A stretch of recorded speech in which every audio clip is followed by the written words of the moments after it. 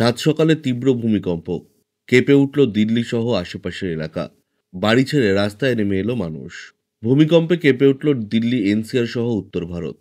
সোমবার সকাল 5:36 নাগাদ এখানে তীব্র ভূমিকম্পের কম্পন অনুভূত হয়েছে।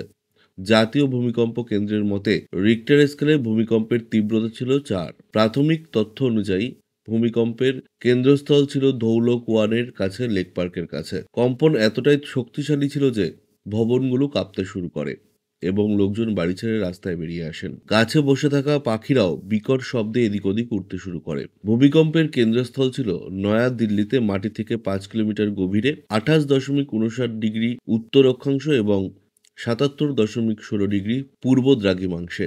কম গভীরতা এবং কেন্দ্র দিল্লিতে হওয়ায় এর প্রভাব দিল্লি এনসিআরে বেশি অনুভূত হয়। উত্তরপ্রদেশ ও হরিয়ানার অনেক এলাকায় শক্তিশালী কম্পন অনুভূত হয়েছে। দিল্লি এনসিআর এর পাশাপাশি উত্তরপ্রদেশের মোরাদাবাদ, সাহারানপুর, আলওয়ার, মথুরা এবং আগ্রাতেও শক্তিশালী কম্পন অনুভূত হয়েছে। হরিয়ানার কুরুক্ষেত্র, হিসার ও কাইথালে কম্পন অনুভূত হয়েছে। তবে এখনও পর্যন্ত কোনো ক্ষয়ক্ষতির খবর পাওয়া যায়নি। তীব্র ভূমিকম্পের পর একটি জরুরি হেল্পলাইন নম্বর জারি করেছে দিল্লি পুলিশ। দিল্লি পুলিশ সমাজ মাধ্যম এক্স হ্যান্ডেলে পোস্ট করে বলেছে, আশা করি আপনারা সবাই নিরাপদে আছেন। যে কোনো জরুরি সাহায্যের জন্য 112 নম্বর ডায়াল করে আমাদের সাথে যোগাযোগ করুন। ভূমিকম্প সম্পর্কে দিল্লির প্রাক্তন মুখ্যমন্ত্রী তথা আম আদমি পার্টির আহ্বায়ক অরবিন্দ কেজরিওয়াল এক্সে পোস্ট করে বলেছেন, আমি সবার নিরাপত্তার জন্য প্রার্থনা করছি। আপ নেত্রী অতিশীও পোস্ট করে বলেছেন, একটি শক্তিশালী ভূমিকম্প এইমাত্র দিল্লিতে আঘাত এনেছে। আমি ঈশ্বরের কাছে প্রার্থনা করি যে সবাই নিরাপদে থাকবেন। ভূমিকম্প সম্পর্কে গাজিয়াবাদের এক বাসিন্দা বলেন, কম্পন খুব শক্তিশালী ছিল।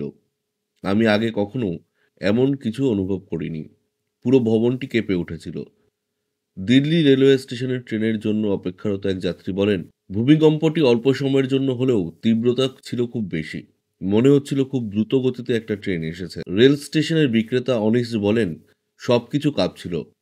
এমনকি গ্রাহকরাও চিৎকার শুরু করেছিলেন। ট্রেনের জন্য অপেক্ষারত একজন বলেছেন, আমাদের মনে হয়েছিল যেন এখানে মাটির নিচে একটি ট্রেন চলছে। সবকিছু কাঁপছে।